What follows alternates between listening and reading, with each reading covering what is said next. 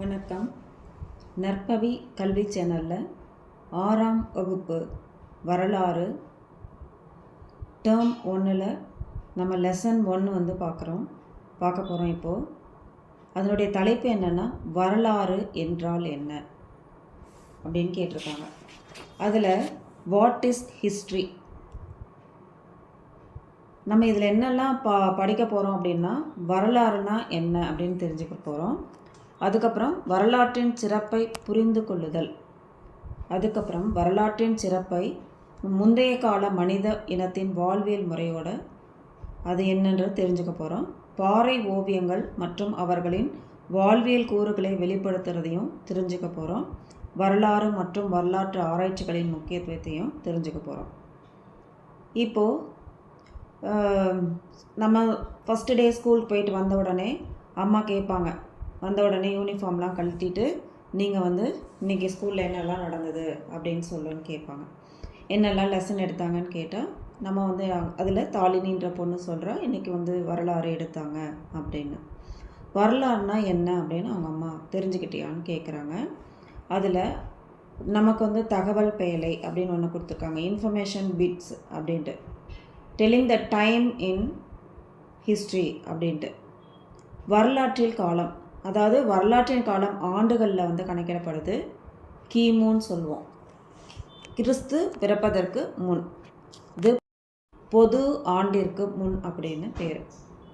கிபி அப்படின்னா பொது ஆண்டிற்கு பின், அதாவது கிறிஸ்து பிறப்பதற்கு பின் அப்படின்னு. இது பொது ஆண்டுன்னு பேர். போ ஆ அப்படின்னா பொது ஆண்டு, போ ஆ மு அப்படின்னா பொது ஆண்டிற்கு முன்னாடின்னு சொல்லி கொடுத்துருக்காங்க. இதில் உங்கள் புக்கில் கொடுத்துருப்பாங்க, 0 கொடுத்துட்டு நம்ம கிராஃப் வரையும் போது அதில் 0 வலது கை பக்கம் ப்ளஸ்ஸும் இடது கை பக்கம் மைனஸும் வர மாதிரி கொடுத்துருப்பாங்க. அது நம்ம பண்ணும்போது எக்ஸ் ஆக்சிஸில். இதில் நமக்கு 500, 1000, 1500, 2000, 2500 கொடுத்துருக்காங்க. அதெல்லாம் கிபி, அதாவது கிறிஸ்து பிறப்பதற்கு பின் பொது ஆண்டு.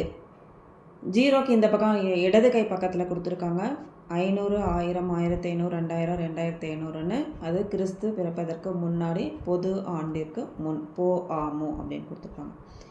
இதில் வரலாறு என்பது கடந்த கால நிகழ்வுகளின் கால வரிசைப்படி பதிவு செய்கிறது தான் வரலாறு. வரலாறு அப்படின்ற சொல் எங்கேருந்து வந்துச்சுன்னா ஹிஸ்டோரியா அப்படின்றது பெறப்பட்டது. இதன் பொருள் என்னென்னா விசாரிப்பதன் மூலம் கற்றல் அப்படின்னு இதுக்கு பேர். அதுக்கப்புறமா என்னது, இதில் நம்ம என்ன சொல்லுவாங்க, நம்மளுடைய தாத்தாக்கள்லாம் என்ன செய்வாங்க, பழைய பேனாலாம் வீட்டில் வச்சுருப்பாங்க.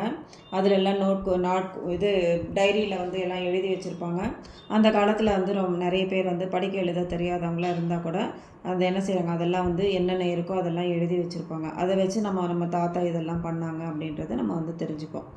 அந்த மாதிரி தாளினியோட தாத்தாவும் அதாவது டைரியில் அதில் நிறைய செய்திகள்லாம் எழுதி வச்சுருக்கதை நம்ம தெரிஞ்சுக்க முடியுமா அப்படின்னு கேட்குற அந்த பொண்ணு அவங்க அம்மா கிட்ட.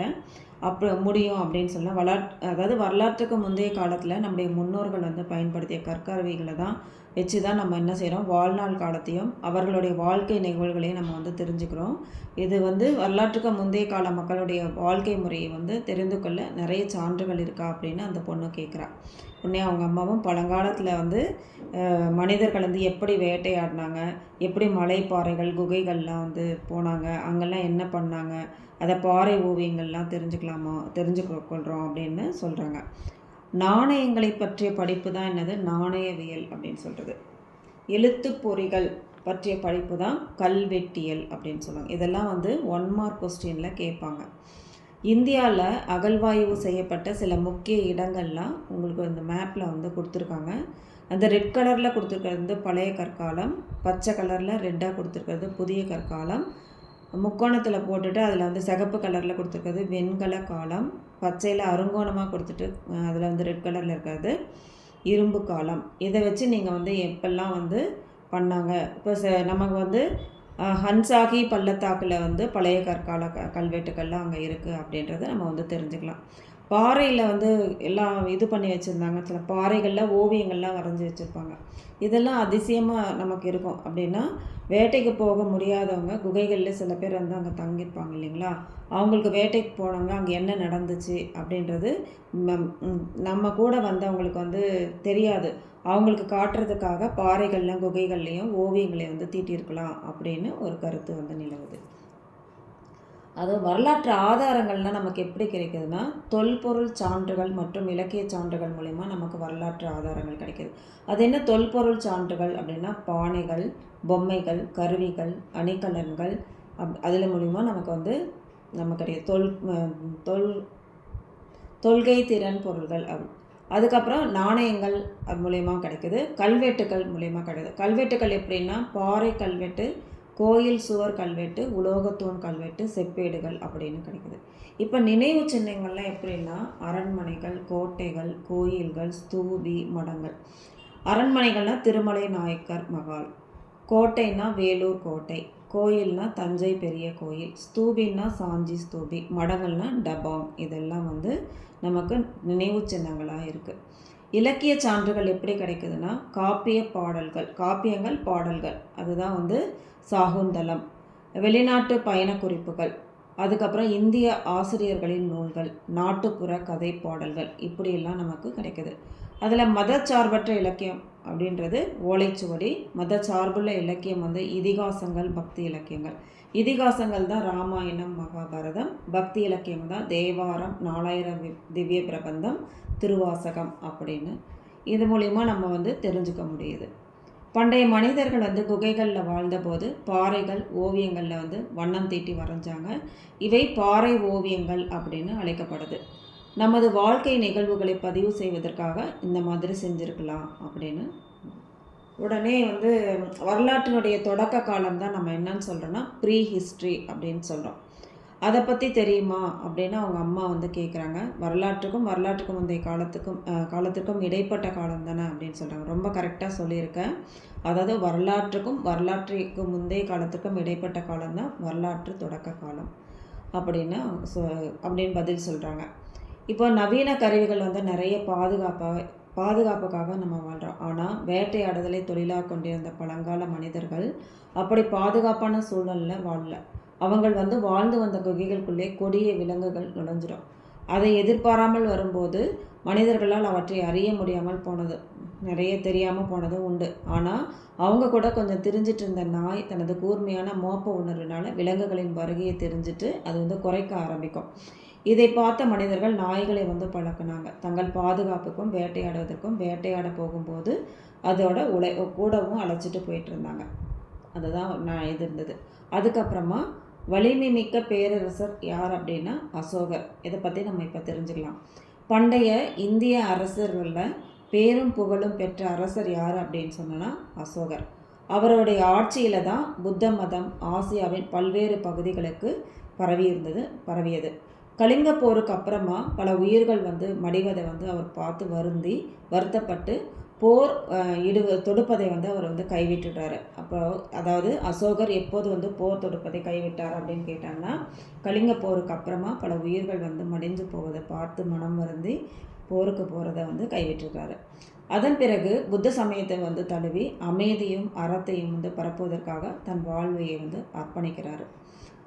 பொதுமக்களுக்கு அவர் ஆற்றிய சேவை வந்து பார்த்தோம்னா முன்மாதிரியாக விளங்கியது. வெற்றிக்கு பின் போரை வந்து துறந்த முதல் அரசர் யார் அப்படின்னா அசோகர் தான். உலகத்திலேயே முதலாக விலங்குகளுக்கும் தனியே மருத்துவமனை அமைத்து தந்தது யார் அப்படின்னா அசோகர் தான். இதெல்லாம் வந்து டிஎன்பிஎஸ்சி அப்படின்ற மாதிரி போட்டித் தேர்வுகளில் வந்து இந்த மாதிரி கேள்விகள் எல்லாம் கேட்கறதுக்கு வாய்ப்புகள் வந்து அதிகம். இன்னும் வந்து அவர் உருவாக்கிய சாலைகளை நாம் பயன்படுத்திகிட்டு இருக்கோம். அவர் தேசிய கொடியில் இடம்பெற்றுள்ள நம்மளுடைய தேசிய கொடி இருக்கு இல்லைங்களா, அதில் வந்து 24 ஆரக்கால் வந்து சக்கரம் வந்து அசோகர் நிறுவிய சாரநாத் கல் தூணில் உள்ள முத்திரையிலிருந்து தான் பெறப்பட்டது. இதிலிருந்து அசோகரது முக்கியத்துவத்தை நம்ம வந்து தெரிஞ்சுக்கலாம். ஆனால் இத்தகைய சிறப்பு கொண்ட அசோகர் வந்து குறித்த தகவல்கள் இன்னும் வரலாற்று பக்கங்களில் 19ஆம் நூற்றாண்டு வரை இடம்பெறவே இல்லை. அது மிகவும் வருத்தத்துக்குரியது. ஆங்கிலேய வரலாற்று ஆய்வாளர்கள்லாம் என்ன பண்ணாங்கன்னா, ஆய்வாளர்கள் வந்து William Jones, James Prinsep, Alexander Cunningham, இவங்கெல்லாம் வந்து வரலாற்று ஆய்வுகள் மூலம் கண்டுபிடித்த வரலாற்று சான்றுகள் தான் மாமன்னர் அசோகரின் சிறப்புகளை வெளி உலகிற்கு கொண்டு வந்தவங்க அப்படின்னு சொல்கிறார். இதனுடைய அடிப்படையில் சார்லஸ் ஆலன் அப்படின்ற ஆங்கில எழுத்தாளர் அசோகரை குறித்த அனைத்து வரலாற்று இதெல்லாம் ஸ்கிரிப்ட் எல்லாம் சேகரித்து தொகுத்து ஒரு நூலாக வெளியிடுறாரு. அந்த நூல் தான் the church for the India's last emperor அப்படின்னு. அதுக்கு பிறகு தான் பல ஆய்வாளர்கள் தங்கள் ஆய்வுகள் மூலமாக அசோகரின் பொற்கால ஆட்சி குறித்த செய்திகளை வந்து வெளிக்கொண்டு வர்றாங்க. இதுக்கு முக்கிய சான்று எங்கே இருக்குன்னா சாஞ்சி ஸ்தூபிலும் சாரநாத் கல்தூன்லேயும் தான் இது காணப்படுது. அசோகரின் பெருமையை நமக்கு இதெல்லாம் வந்து சாஞ்சி ஸ்தூபியும் சாரநாத் கல்தூனும் நமக்கு எடுத்து சொல்லுது. உங்கள் புக்கில் கொடுத்துருப்பாங்க சாஞ்சி ஸ்தூபி அண்ட் சாரநாத் தூன், அது என்னன்றதை நீங்கள் பாருங்கள். இப்படி செய்திகள் மூலம் வரலாற்று ஆய்வுகள் எவ்வளவு முக்கியம் அப்படின்றத நம்ம வந்து உணர்ந்துக்க முடியுது. வரலாற்று ஆய்வாளர்கள் முயற்சியில் தான் அசோகர் குறித்த வரலாற்று உண்மைகளையும் நம்ம வந்து வெளிக்கொண்டு வர முடிஞ்சது. அப்புறமா கல்வெட்டுக்கள், நினைவு சின்னங்கள், செப்பு பட்டயங்கள், வெளிநாட்டவர் அல்லது வெளிநாட்டு பயணக்குறிப்பு, நாட்டுக்கதைகள் முதலிய வரலாற்று கட்டமைப்புகளையும் சீரமைக்கிறதுக்கும் இது மிகவும் உதவியாக இருந்தது. அப்போ தான் தாளினி சொல்கிறாங்க, வரலாறுனா என்னன்றது இப்போ எனக்கு ரொம்ப தெளிவாக புரிஞ்சிருச்சு அப்படின்னு சொல்கிறாங்க. இதிலேருந்து நம்ம ஒரு ஷார்ட் நோட் எடுக்கலாம். என்னன்னா, வரலாற்றுக்கு முந்தைய கால மக்களின் வாழ்வியல் கற்கருவிகள், பாறை ஓவியங்கள், புதைப்படிமங்கள் மற்றும் அகலாய்வுகள் மூலம் பொருட்கள் மூலம் நம்ம வந்து தெரிந்து கொள்ளலாம். வரலாற்றுக்கு முந்தைய காலத்துக்கும் வரலாற்று காலத்துக்கும் இடைப்பட்ட காலத்தை தான் தொடக்க கால வரலாறு அப்படின்னு சொல்லலாம். பழங்கால மனிதர்கள் தங்கள் பாதுகாப்புக்காகவும் வேட்டைக்காகவும் நாய்களை பழக்கப்படுத்தினாங்க. பேரரசர் அசோகர் வந்து அமைதி, அறம் இதை வந்து பின்பற்றினார். ஆதாரங்களில் நம்ம என்னன்னு சொல்லுவோம்னா சோர்சஸ்ன்னு சொல்லுவோம்.